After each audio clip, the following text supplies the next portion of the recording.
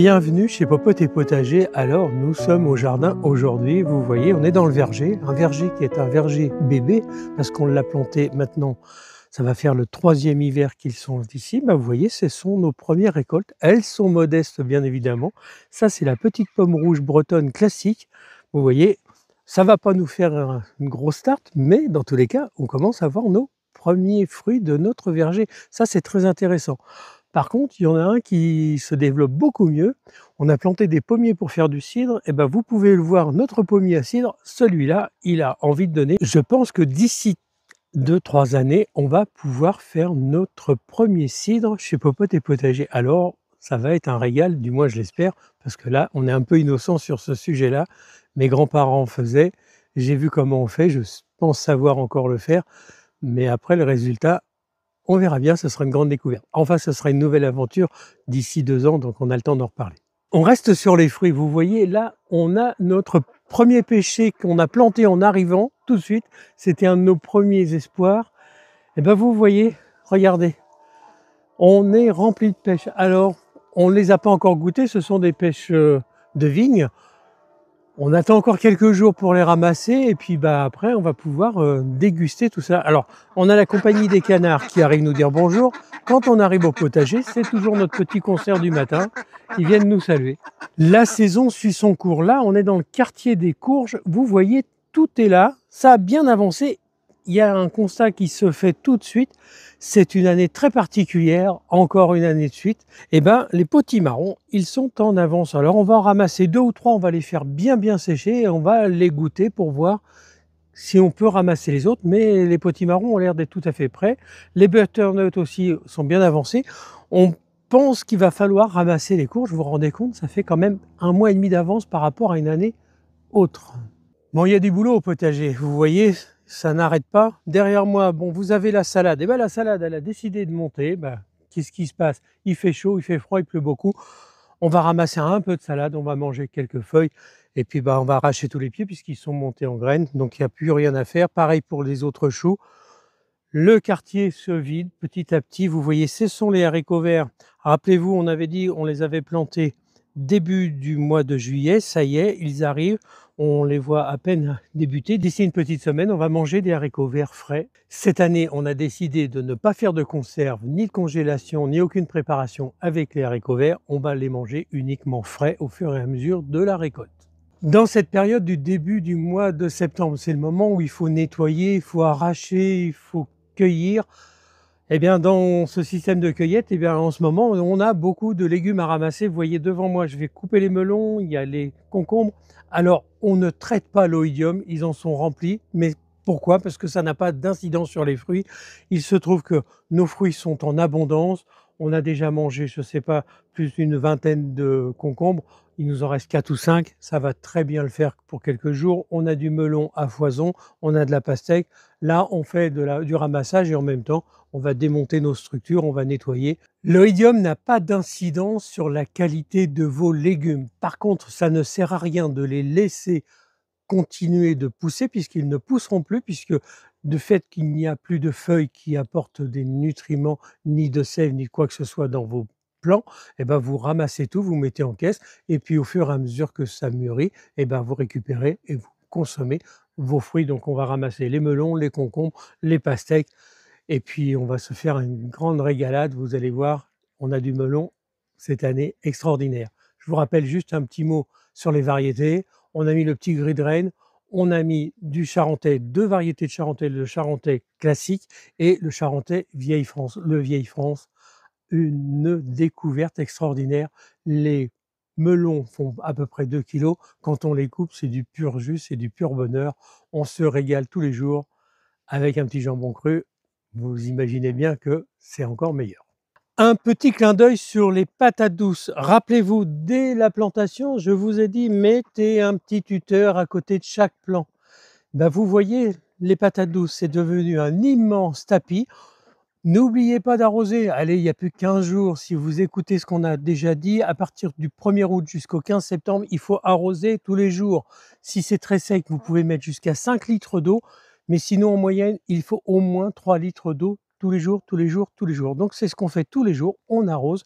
Ça se développe Alors, d'une façon exponentielle, de temps en temps, il y a quelques mauvaises herbes qui arrivent à sortir le bout de leur nez, mais ça fait véritablement un tapis et à partir du 15 septembre, vous arrosez si vraiment c'est très sec, mais vous avez fait votre boulot et la nature va continuer comme ça. Les patates douces vont finir de se former et puis vous aurez votre belle récolte à la mi-octobre comme tous les ans. On laisse pousser certains légumes pour en obtenir les graines. Donc ici, ce sont des radis noirs longs. Vous voyez, quand j'ouvre les petites cosses, ici, j'ai directement mes graines de radis qui sont là. Ça va être un petit peu laborieux, c'est un petit peu du travail à faire, mais je vais récupérer mes graines, je vais les mettre dans un petit bol et puis l'année prochaine, qu'est-ce que je fais? Je vais semer mes graines qui auront été élevées dans notre potager. Vous avez, dans ce cas, beaucoup plus de chances d'avoir un meilleur rapport avec votre terrain puisque les graines sont élevées directement sur place. Et ici, vous avez les fenouils, donc on les a laissées monter en graines. Vous voyez, là, je vais commencer à les récupérer. Alors, j'ai un petit peu de concurrence dans les graines parce que là, vous voyez, on a des magnifiques chenilles. Alors, c'est des chenilles protégées. Alors, on va regarder sur Internet quel papillon c'est, mais vous voyez, il monte ici tout en haut et il mange les graines aussi. Bon, il y en a suffisamment, on va partager ça entre nous. Et vous marchez dans mes...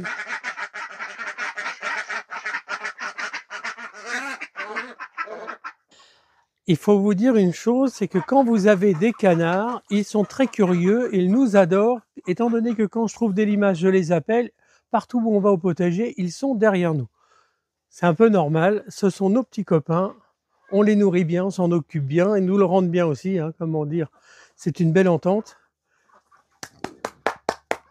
Allez, il vient de se passer 2 ou 3 jours où il a beaucoup plu, on n'a pas trop traîné dans le potager, et figurez-vous que il y en a d'autres qui ont profité de venir. Et oui, il y a des chenilles qui sont venues s'installer. Elles ont commencé à dévorer tout. Je m'en suis aperçu hier soir en enfermant les canards. Il faisait presque nuit, j'avais ma lampe torche et je suis passé. Puis vous voyez, là, c'est le reste d'une chenille. Je les retire, je les coupe. On a été envahi par les chenilles. Malheureusement, les canards n'ont pas accès à la table, ce qui est normal parce que sinon, ils nous casseraient tous les plants.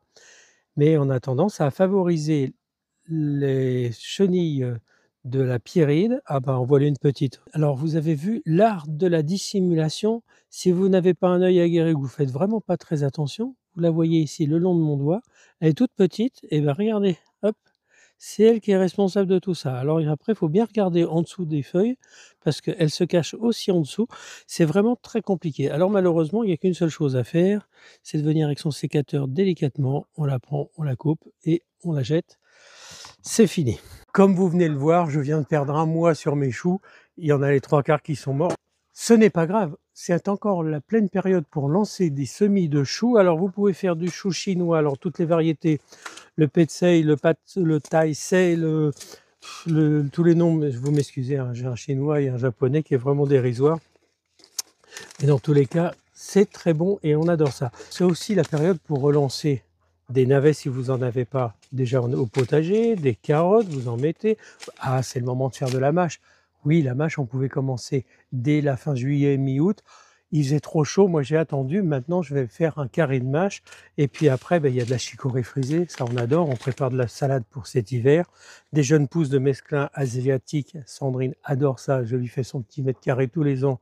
Ça fait un petit repas tous les jours de salade. Et puis après, les choux-fleurs qu'on peut relancer. C'est la pleine période.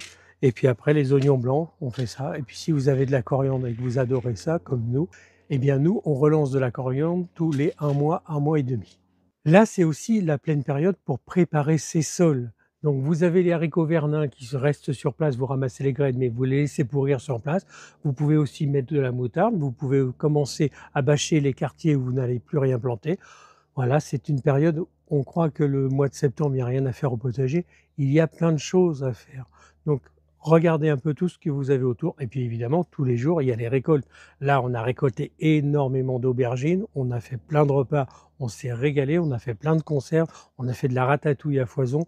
Et on a aussi nos petits poivrons rouges, les poivrons caviar, qui sont excellents pour faire du paprika. On les fait dessécher, on les mixe, on les moud. Et puis, résultat, vous avez une poudre de paprika. Alors là, on en a pour tout l'hiver. Les amis, je vais vous laisser pour cette semaine. On se retrouvera au potager d'ici quelques jours. En attendant, vous avez vu, notre activité est très, très dynamique en ce moment. On travaille, surtout Sandrine, avec Erwan Ils ont lancé tous les 2 une nouvelle chronique qui s'appelle Duel au fourneau. Je ne vous en dirai pas plus, mais je peux vous promettre que c'est une franche et sympathique camaraderie, une grosse rigolade. À chaque coup qu'ils sont tous les 2 ensemble, je ne sais pas ce qui se passe, mais alors ce sont 2 loustics. Je ne vais pas vous en dire plus, ils rigolent tout le temps et par contre la cuisine est super bonne. Je peux vous promettre que le kick à farce la dernière fois était délicieux. Je vous embrasse, n'hésitez pas à faire un tour sur notre site internet. Si vous n'êtes pas abonné, abonnez-vous et puis envoyez-nous des messages sur Facebook ou sur Messenger. Un petit bémol et un grand cri d'alarme. En ce moment, il y a des escrocs qui ont dupliqué notre nom et notre savoir-faire sur TikTok. Si vous vous êtes fait avoir, tout ce qu'il y a sur TikTok n'existe pas, ce n'est pas Popote et Potager, ce sont simplement des escrocs qui profitent de notre réputation. On est en cours pour régler tout ça, on va s'arranger, vous verrez, ils vont disparaître, mais en attendant, ils nous font du tort parce qu'ils font n'importe quoi. Allez, à très bientôt.